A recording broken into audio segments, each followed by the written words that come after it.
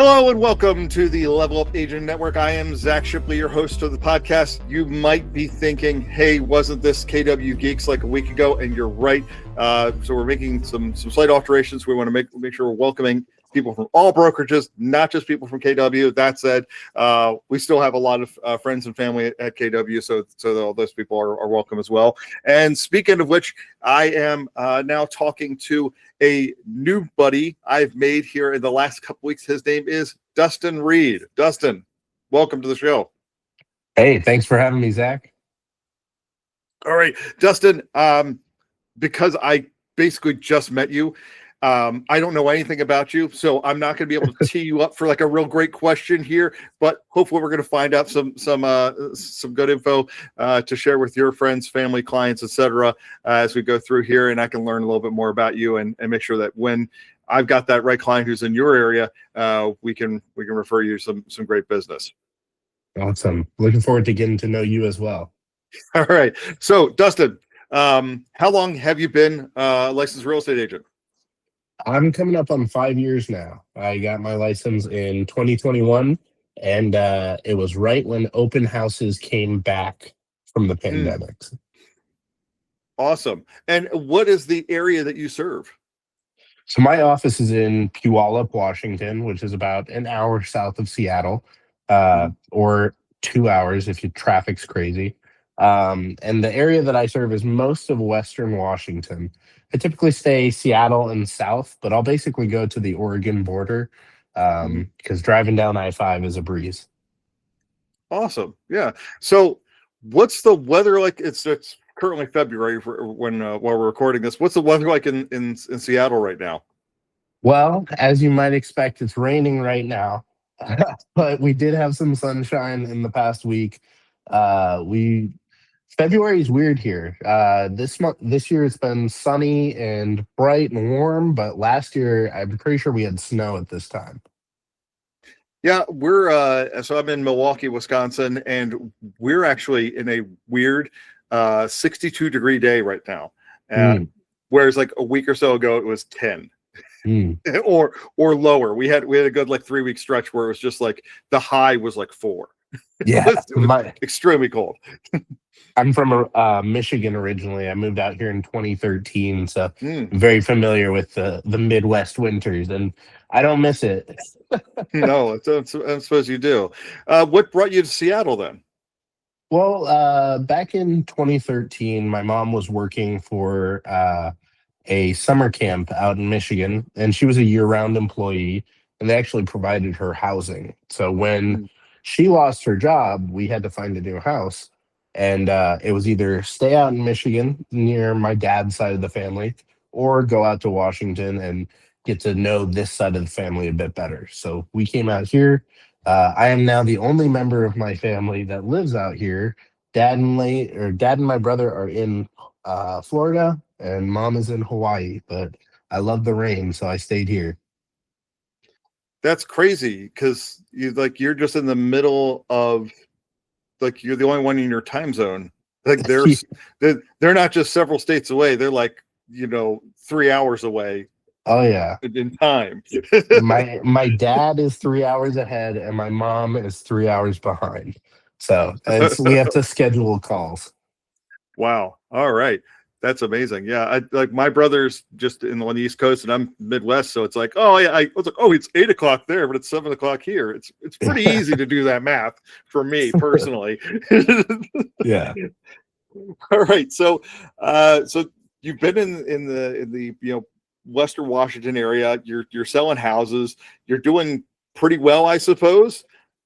Tell me, like, what'd you do before you got into real estate? Because there's a little gap there from 2013 to 5 years ago. What was that time? I suppose there's some school or stuff in there too. Yeah, so I'm 28. I graduated in 2016, and I spent some seasons fishing for salmon off in Alaska in the Aleutian Seas, and I was a commercial deckhand, so picking fish out of the net and everything.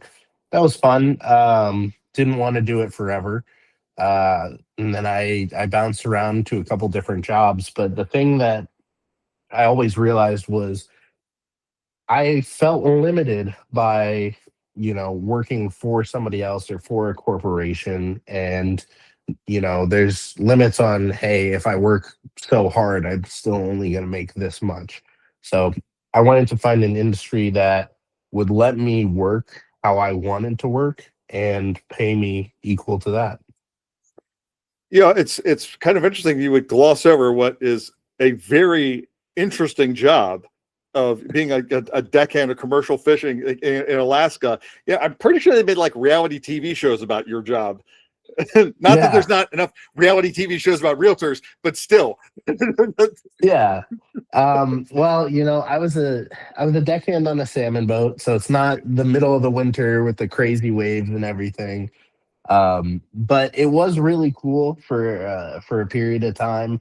What I can say is that sitting on a 40-foot boat in the middle of summer with three other guys stacked basically on top of you and just constantly covered in fish guts. It wasn't really for me. I had fun. Like when we got to go into shore, we would go up mountains. And one time we spent a whole day walking down the shore and found like glass fishing floats that had washed up. That was really cool. But the actual job itself was not for me. I'm good doing what I'm doing now. That's cool. You never had to fight a bear for a salmon, did you? Like I know that's No, that's a big thing. The bears catch the salmon as they top up the river, but you get them yeah. well before that. Yeah, not we. I didn't have to fight a bear. I've come very close to many bears while I was up there. One time we were walking over a sand dune, and about 100 feet away there was a just a huge grizzly, and so we froze and then walked back down the sand dune and then took off sprinting. Oh boy, I can't imagine. Yeah, this is that's a lot better than my story about going into a house for a showing and then finding a guy asleep in a bedroom. That was Mm. just as surprising and could have been dangerous, but not quite as exciting. All right, so you got into real estate, but of course we're here because like you found out that I'm a geek and you wanted to connect with other geek agents. So what is your passion? It's not just catching fish. Is it catching Pokemon? What's going on? I am a Magic player through and through. I play a lot of Magic the Gathering, mostly the Commander format, if you know what that means. But I also play Warhammer 40,000, Marvel Crisis Protocol, basically any tabletop board game. I've at least tried it. I have been a gamer since I was born. That's interesting. See, this is why I wanted to make sure we're talking to guys like you, is because I have like zero knowledge about this stuff. I've been a big video gamer. Granted, I've got a fair number of board games and stuff like that, but it's always stuff that you could like play with a family. It's not Yeah. Monopoly, but Magic. I've always had like friends and other people I know who got into that game. So for anybody who's never played Magic before, what is this game? I mean, obviously it's been around for a bit, but like again, a lot of people maybe don't have no idea. What made you grab into Magic? Yeah, well, nobody else in my family is a nerd, by the way. I'm the only one that got this strain. But Magic the Gathering is a trading card game, and it's often called the original trading card game. Pokemon, Yu-Gi-Oh, Digimon, those were all based off of Magic the Gathering. So it goes back in time. But I started playing Magic when I was maybe 10 years old. So I've been doing it most of my life, but you are a planeswalker and you are a wizard that is summoning creatures and casting spells and trying to defeat your opponent. And so it's like Dungeons and Dragons if it was a card game. All right, interesting. Now, I'm my knowledge of this stuff is just kind of based on the peripheral of other Mhm. things happening in my geek world. So I have to know, and there's no judgment around this. Are you a purist, or are you okay with the intrusion of other properties into Magic? Because I know there's been like a Final Ah, Fantasy deck, there's a Spider-Man deck, and some people are like, no, let's get Spider-Man. Spider-Man doesn't belong in Magic. We don't need other characters in this stuff. Yeah, it's man, I wasn't expecting that. Yeah, so you do know a little bit, I at know a least. little bit. Yeah, I listen to a podcast where like some people play Magic. They're talking about Final Fantasy. They talk about Spider Man, etc. So yeah. No, it's a really divisive topic right now because a lot of people, especially people that have been playing a long time like me, we love Magic the Gathering. And for those of the listeners that don't know, Wizards of the Coast, the company that has been producing Magic, has started to license out other IPs to take sets in the game. So there is a Spider-Man set. There's going to be a Ninja Turtle set coming out next month. There's an Avatar: The Last Airbender set, Dungeons and Dragons, all these different things. And my personal opinion is that I want to play Magic. I like original Magic sets. It's what I've always done and I've always loved. And it does feel like a bit of an intrusion where the outside world is like, oh, we can make a ton of money if we just release a set of cards that's about Fortnite. And it's like, mhm. oh, okay, now I have to deal with that. But I will give a caveat. If that's what you enjoy playing, play the cards. Like it's still the same game. It's just a different name on the card. And I'm not gonna not play with somebody if they enjoy those cards. I will beat them down with the OG Magic, but that's what I wanted to hear. Yeah, that's perfect. Mhm. I feel you here because like my big huge geek interest is Transformers. I've got even some in There's my office transforming here. Magic cards. Yeah, but also like I I could talk for hours about how much I dislike some of the movies. Not all of them, but most Mhm. of them. But Yep. also see it as like a rising tide raises all ships. We don't get as many cool collector Transformer figures now if we didn't have a couple $1 billion movies that came out. And I may not Mhm. like them, but I have to give credit where it's due. The Transformers only became as popular as it did because of those movies. If it was Mhm. just the first Transformers convention I went to was in 2001, and I'm telling you, it was like maybe 200 or 300 people at best, and it was like almost all guys like my age or like in their early 20s, like 30 at best. And now I go to an event and it is all age groups, it's Mhm. all backgrounds, there's all genders. I mean, it's very inclusive. And I think to myself, oh, it's only because these movies and these comics that get brought in so many people. So as long as I get my stuff, then yeah, it's like whatever. Like if other people want to collect the Michael Bay stuff, that's cool for them. I'm not Yeah. going to take it away from them, but I still like my colorful Mhm. Grimlock and and such. Yeah. Absolutely.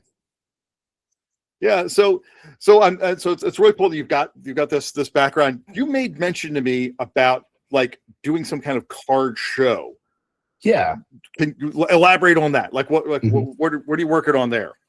So, just to give a bit of context, Mhm. Magic the Gathering and just gaming in general, tabletop gaming, is a big part of my identity. And so, whenever I'm not working, I'm spending time at game stores. And just because we're speaking to agents, I'm gonna put it this way. My maps coach one day, I was telling her, man, I just feel like I'm not lead generating enough. I go to the game store and I get business, but it's not lead generating. It's not sitting down and doing these calls. And she was like, wait, you're getting business out of it, right? And I was like, yeah, I do 5 or 6 deals a year from just going to the game store. And she was like, then you're lead generating. Anything can be lead generation. And so that kind of opened my eyes to, well, if I can have fun and work at the same time, and most of it is just hanging out with my friends, then I want to make as many friends as possible. So a few years ago, I started doing this event called the Hobby Swap Meet, where people could get together and buy, sell, trade used collectibles. And so over time, that evolved to where it was we were running out of space at the office, so we went to a local game store, and then we were running out of space there. And so I just had been running this event for a few years. I was like, you know what? Let's take the plunge. Let's actually spend some money on this event and rent out an expo center. So this expo center that I'm working on, it's small. It'll probably be like 200, 300 people. Hmm. Um, but it's got room for the hobby swap meet. I'm putting on some Magic the Gathering tournaments. I'm going to have local game creators demo their games there. Seattle is like the hub for a lot of these game designers. Oh So yeah. we have a pretty big community out here. And so, again, it's just how do I make as many friends as possible doing something that I love to do? Yeah, I would expect nothing less from Seattle because honestly, like again, what I know about it, it's got to be some kind of nerd mecca just because the kind of jobs that are available. When you can think about Yeah. the headquarters of Microsoft, Amazon, the American headquarters of Nintendo. It's like they're hiring a lot of engineers, and a lot of engineers love this stuff. So Hmm. Yeah, it's my dad made fun of me because when I was buying my first house, I said I have to be within 20 minutes of a game store. And he's like, well, you don't have to be within 20 minutes. I said, I have to. It is a requirement for me buying the house. I need some place to go. mhm. And luckily, that's pretty easy to do. There are actually two local game stores within 10 minutes of my house and probably four or five more within 20 minutes. That's pretty good. Yeah. I mean, Milwaukee, obviously, maybe smaller compared to Seattle. I don't know how big your like suburb is, but there's definitely more than a few places that I could go here either to check out local board games, collectible games, but also things like video games, comics, etc. I did a featurette on a place called American Science and Surplus on my Instagram a couple months ago, and it's mostly like just overstock, like weird stuff. Mhm. But it's located on this amazing little strip mall that has that store on one end, then a comic book store, and then a thrift store that like mostly sells action figures and stuff. And so like between those three places, like anytime I get like a new geek who's just moved to Milwaukee or somebody who's like maybe just less familiar with the area, like they're from Wisconsin, but they don't know Milwaukee as well. I said like, hey, head down Oklahoma. This is Mhm. check out this place. Like this is a great way to kill a Saturday afternoon because you could just spend an hour in each of these stores, even without even spending a dime, just like looking around and you get all Yeah. sorts of like ideas for stuff. So I can definitely appreciate wanting to be close to that stuff because that's kind of who we are. I mean, if you're any kind of collector, you need to be near the other collectors and you need to have we can buy a lot of stuff online, but that's not as fun as just to click and have a pack sent to you or whatever. Yeah. No, and that's what we're here for. We as agents and nerds have this thing where we notice these businesses that Mhm. other people aren't going to notice. I'm sure you've done it, driving down the road and you look over and you can see like toys and games. You're like, oh, do you turn and stop Yeah. in? And that's what our clients are looking for. Hmm. And it's you make a really great point by saying like you get like 5-6 pieces of business out of this. That is incredible. If you told, I mean, almost any agent I can think of is looking for a lead source that can give them, at least one deal every other month. And Hmm. that's exactly what you've got there. Obviously, your sphere is going to be like their most lucrative, but then again, like this is also how you're expanding your sphere, Yeah, and you're not paying for these leads, at least not the traditional sense. You're right. paying. You're paying in the sense that you have to keep showing up, and you have to, and you're paying with your time. But building that community around these people, like there's probably not very many, if any, other realtors in Mhm. these groups that you're going to, are there? Yeah. Well, there are a few just because, like I said, we're in a critical mass area for nerds. Mhm. So there are some realtors that are gamers, but there aren't many gaming realtors.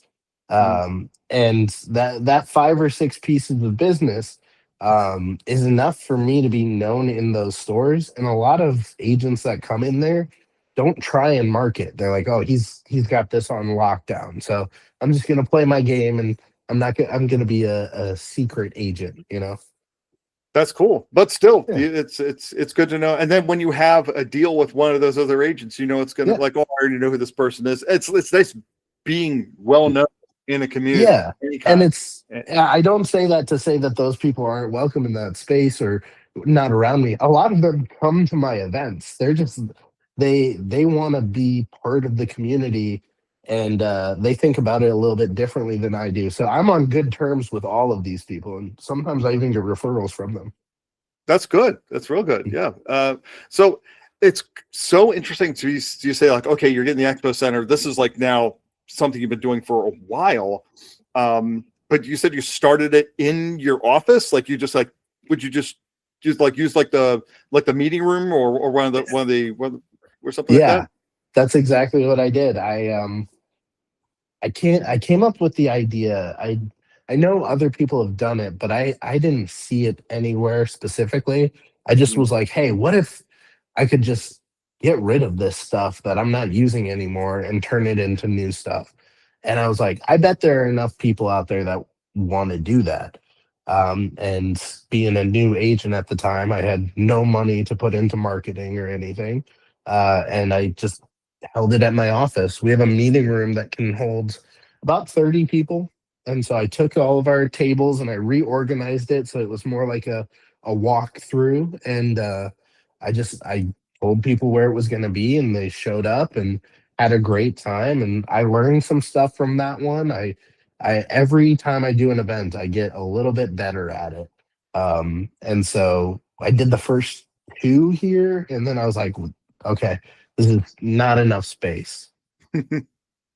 That's right. Did you have to like then reach out to other collectors, et cetera, people that you knew in order to get them to set up those tables, or I guess now I'm thinking to myself, like, let's put together the playbook if you haven't already. Yeah. Like what is the play? Are you advertising on Facebook or Craigslist in order to get vendors to show up? Yeah, so this was a really grassroots movement. I didn't talk to any businesses about it other than seeing if I could go in and leave some flyers on the counter.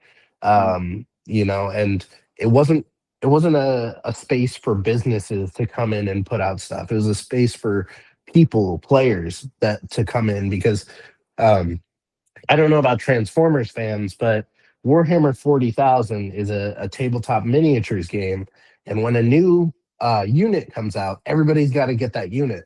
And then it goes into the pile of shame with the 25 other units that you've been meaning to build and paint and just haven't got to. And so people just have rooms of these units. Um, but then what it turned into was I started to get systematized. Rather than just talking to my friends, I went through my database and I tagged everybody that was into these games. And eventually that turned into a hobby swap tag, where it's like now I have 195 people in my database with the hobby swap tag.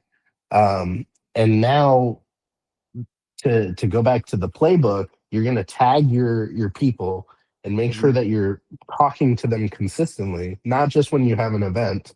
And then you're also going to network with local businesses. Go to breweries, go to Lego uh, sellers, go to Mhm. game stores, anywhere where like a 40-year-old dad would go. There's probably some people that play games there. And then you're like, now I'm at the point where I am bringing in vendors, small ones. We only have 6 spaces Mhm. at this event, but they're local game designers. And I found a Magic the Gathering specific charity that benefits veterans. So all of the proceeds go to that. That's even better. Yeah, and sometimes we have to get creative Mhm. on the charity front. I mean, there's certainly lots of places that are there, but there's usually not a direct connection. Mhm. So yeah, if we do something that works with the Alzheimer's Association or works with homeless veterans or something like that, but something that directly ties to the Magic, that's Mhm. really cool. Yeah. And yeah, we do end up with extras. I this is an Optimus Prime figure, and gosh, I own this specific mold, like this type of figure in different colorations, like 4 times. So that's why I was willing to like take one and like customize it and turn it into a KW truck. There you So go. because like I had so many of them, That's it was a awesome. it was a Target Optimus Prime originally. Now it's a no, it's a KW Optimus Prime. Yeah, gotta love corporations, right? Sneak it in there. Well, it was already red, so it's like, oh yeah. So I have this I have kind of a similar thought process around some of the events that I work at. So my background in specific, aside from the fact that I've been a realtor for almost 10 years now, in 2001 I went to broadcasting school. I didn't go to college. So this, talking into the microphone is exactly what I wanted to do with my life, but also I wanted to be able to DJ, play music, host shows, etc. And so I got into being a wedding DJ kind of like on accident, just because it was like something I could do on weekends. It didn't interrupt with my other stuff that I was doing.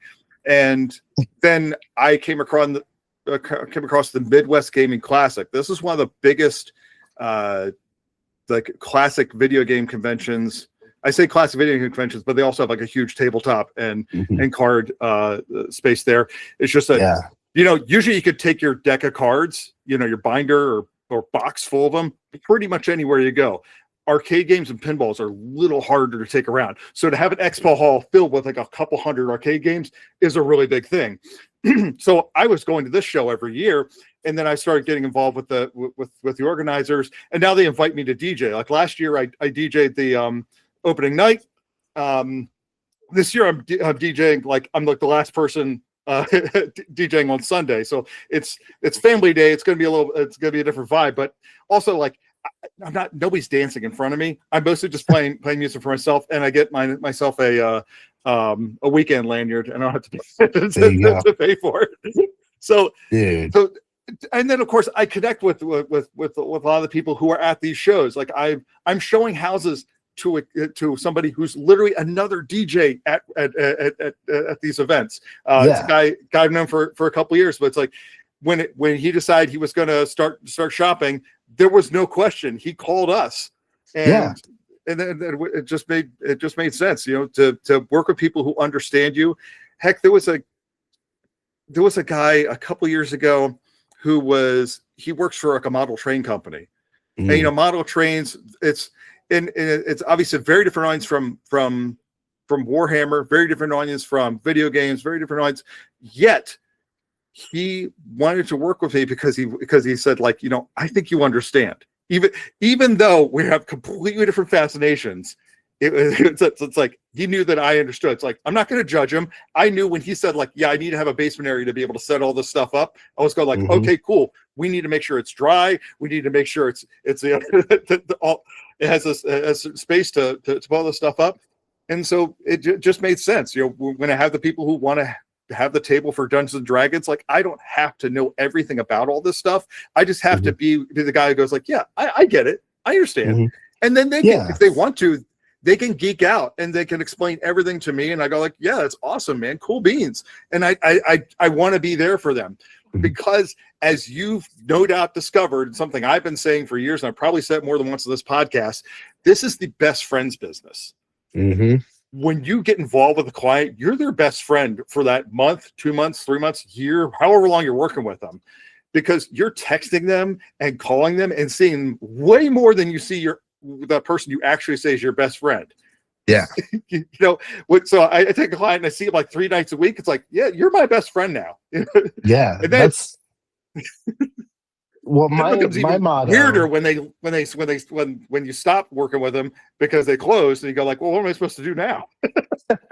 Well, that's why you put on an event like the Hobby Swap or whatever you want to do.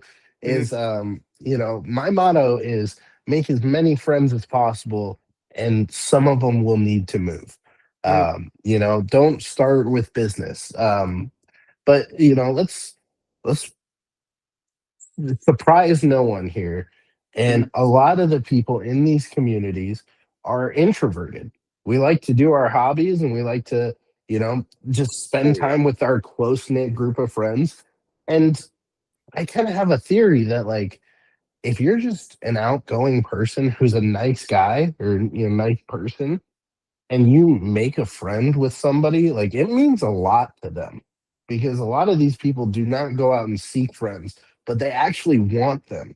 And so when you're not just the friend that's also gaming with them, but when you can say, "Hey, man, I have an event that is like specifically about what you love. Do Mm. you want to come hang out with me for free and do this event?" Like, it's a home run. I have people that have never done a deal with me. They come to every single hobby swap, and I love them for it. Yeah, and that's okay because you're going to do that event anyway. It's a Mhm. drop in the bucket as far as like inviting them to something, and eventually they probably will either do some business with you directly or refer you some business. Yeah. And we're blessed to be in this business where realistically the bar for success is really low. Mm. You don't have to find a new client every single day or even every single week. Like you were saying, like 5 or 6 a year, it's actually pretty Mhm. successful. I'm Yeah. I'm going to run a few events this year myself, and I probably won't pull in 6 clients from them directly. And Mhm. yet I'm still running that same playbook of having people who are invited to every single event, are in my sphere, are always showing up, always answer my call. And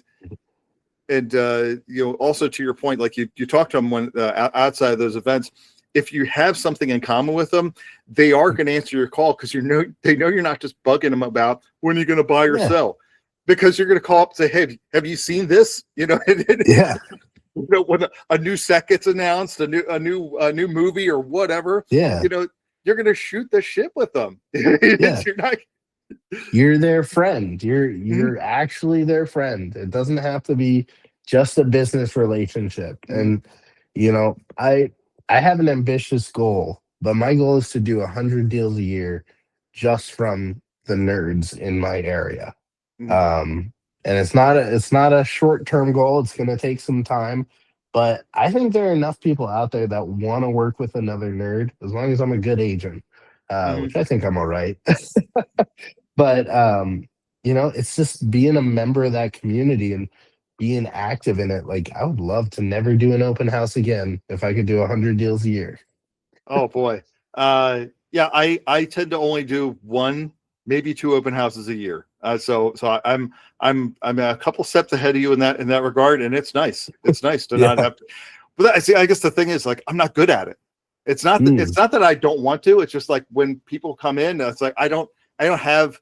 I'm not super introverted myself, but like I feel like I'm only good at when they have like tons of people coming in. So if it's not a very successful open house, or there's only like one mm, or two people coming in over the course of like an hour and a half, 2 hours, then it's just like I'm not maximizing my time with these folks. I need to get a mm, lot of people in front of me at the same time in order for mm, me to like really light up, because I know my personality. I know I'm going to I'm to be like this when I have a bunch of people in front of me. And the only reason I can be like this right now with only one person in front of me, and even that through a computer screen, is just because I know intellectually there's a couple hundred people who are going to listen to this later. yeah. So I have to know that this is a performance. I have to know Yeah. that this turns into something later. So that's the only reason it works for me. But one of the I'll say one of the open house events we do is called the I don't know if we're going to do it again this year, but we've done it in the past. It's been really successful. It's called the longest open house. I'm probably going to have the creator of that on our show at some point in the near future here. It's the reason I bought this purple shirt, actually. So the Alzheimer's Association has a huge fundraising day around like the longest day of the year, and this friend of mine does the longest open house as a fundraiser for Alzheimer's. I'll let him tell this whole story when he comes Yeah. on. But like that's another example. It's like, okay, we're gonna do this thing. We're gonna invite everybody we know to it. We're gonna get a few hundred people involved, either donating or coming out or just watching the things we do online, because we're gonna be in the house for 12 hours, or in my friend's case, like 60 some hours. So you find Wow. that thing that no one else is doing. I don't know anybody who's doing some kind of convention or card swap or collectible thing in their market center or in their brokerage or whatever, and yet you've got it down to a point where I think almost anybody could duplicate this in their area, whether Yeah. they're in Nashville or Boston or Austin or whatever, that wherever they are in the US or outside, there's probably at least a few people like them, and they could probably do it. So I have to be honest with you. Only thing I can think of is like, how soon can I use the training room we've got in our office that, again, like you said, it could probably fit, 40, 50 people pretty comfortably. We'll rearrange the tables and we'll do it. Yeah. It doesn't have to be a hobby swap or nerd stuff. Like Mhm. if you put on some sort of event for a community, especially a community that doesn't get a ton of events, maybe they get a Mhm. couple conventions a year, they'll show up. Like I could totally see like a used instrument sale going, just as Mhm. well, where you invite musicians and stuff. Yeah. Um, Comic yeah, and books, like yeah, whatever. It's like, even things I've got a client now who does romance novels. mm, Like she's written a couple, and so I yeah, think to myself, oh, now when she's like introducing me to like this whole level of book talk. Again, it's not my bag, but also I see it and go like, okay, the fascination with romance novels and this kind of like hmm the fantasy around all this stuff is like not too different from what we're talking about. It's just in a different direction. So what can we do to to make yeah, sure that community is being served?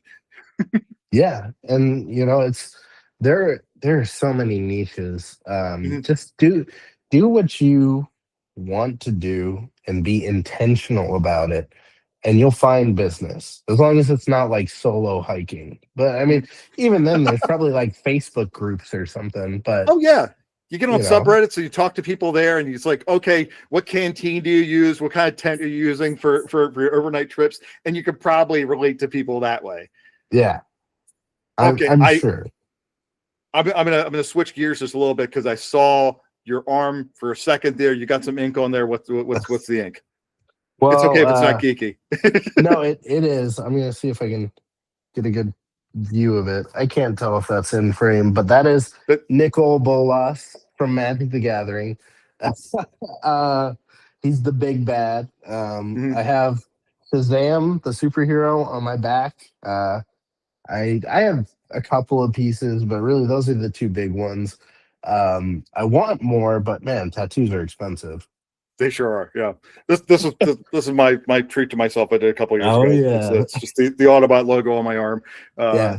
and I rejected the idea of doing it for the longest time because I thought, well, I don't want to do that. But I thought, you know what? It's not like I'm running away from who I am at this point. So yeah, I've got it on my arm. It's on the back of my car. Whatever. It's just where this is who I am. I've been a Transformers nerd since '84. Why So not Decepticons? the Autobots are the good guys. If you want me to get deep here, I do like the Decepticons, but you have to get into the 2006 to 2018, I think, run of comics by IDW. IDW published had the Master Transformers license, and they did like a few hundred issues, various lines. And one of the critical things that happened in that series is like at some point the war ended. The war between Autobots and Decepticons ended, and so they started answering the question like, well, what happens when you try to bring peace back to Cybertron? Mm, Obviously, not everybody gets along, but like Megatron defects and becomes starts wearing an Autobot badge, but they still put him on trial, mm, and Starscream becomes elected president. It goes wild. But you can only do that with like the kind of long form storytelling, and that's why I think you got to have the Michael Bay movies and the comics, because like that type of stuff you're never going to put in a movie. You can only mm. do it in long form storytelling, and also the high action explosions. Well, it's fun to see that stuff in comics. It's only impressive when it's 50 feet high. Yeah. So that's why I feel like you got to have both. Mhm. Yeah, absolutely, man. There are people that enjoy parts of Magic that I do not, and that's totally fine. I actually have a podcast called Magical Friendships, and it's Mhm. me and my buddy Devin, and sometimes we have other people, but we're just talking about Magic for an hour. And I'm very like, oh, I want Magic to be Magic, old school. He's very like, let's bring in, SpongeBob, let's get Halo, and like, let's do all this. And I want my decks to be janky and crazy. And, I'm over there like, I would like to win a game, so just very, very different people, but we're still friends. Yeah, I love it. And that's so you'll have to give me the link to that so we can put that in the show notes, because I'm sure there's going to be some new Magic fans who are going to want to dive deeper on this, especially if there are other agents who are listening to this and going like, hey, I like Magic. I need to get in touch with this guy too. Heads up, there is swearing. There's your mom jokes. Like we're just hanging out at the card shop, BSing. So it's not like anything crazy, but it's not PG-13. But again, it's a different spot. I think that we have the business podcast. That's kind of what I'm diving into here with this show.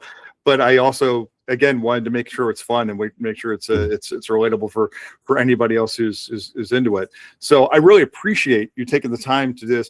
I want to give you more of a spot here to kind of talk about yourself. So you kind of said the area that you served. About how many transactions a year do you have? Do you have? Are you? Yeah, I do. I serve about 20 households a year right now, and last year, about 8 of those were Magic or gaming Sphere. My goal for this year is to do 24. That'll let my wife stay home with our 8-month-old daughter, Sadie, which is a really big goal of mine. I would love to allow her to take the early years at least and be with our daughter. Oh, that's awesome. So yeah, for that matter, congratulations, 8 months old. You're still a pretty new dad. I've got a couple teenagers running around my house at this point, but just know that the only thing worse than your kid getting into the thing that you really love is when they don't care. I was just telling Tamara this morning, that's my wife's name, but I was like, I'm going to buy her Magic toys. I'm going to teach her how to count and how to read with Magic cards. She's not going to be able to distinguish Magic from reality. Well, I mean, hopefully she does do that. My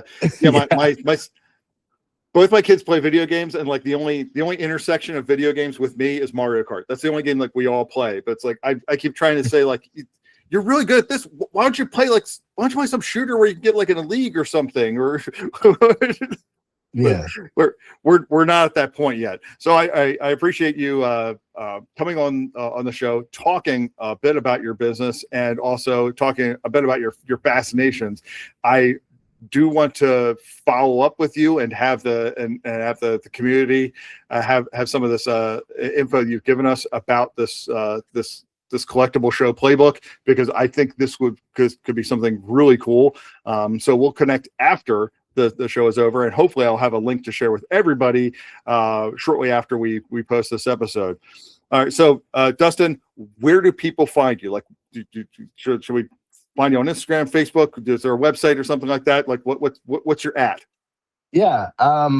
Well, I'm a little old school. I'm pretty much just on Facebook. I do have an Instagram and a YouTube, and I think that they're the Magic Agent. That's my tagline. Perfect. But really, if you want to send me a friend request on Facebook, my name is Dustan Reed. So I should be one of like 2 that come up. But you can also, can I give out my phone number? Because I'll respond to text and stuff. Oh, only if you want people to call you and text you. So yeah, give out your phone number. 253-888-0241. I would love to connect with anybody listening to this podcast, because that means that we're 2 of a kind, and I would love to know more nerdy agents. Oh yeah, if they got to this point, they made it through like whatever 40-some minutes of us talking about this stuff. So they're definitely on board with us. So again, Dustan, appreciate you taking the time to talk. Level Up fam, I'm looking forward to having more guests like Dustan on the show really soon. And be sure to reach out to me, 414-435-2277 or zshipley@kw.com. Send me an email, a text, whatever, a DM, whatever social platform you saw this video, and let me know if you'd like to be on the show, or if you know somebody who should be on the show I should be in relationship with. So thank you again for listening to the Level Up Agent Network podcast. Dustan, I appreciate you taking the time, and we'll talk to you again really soon.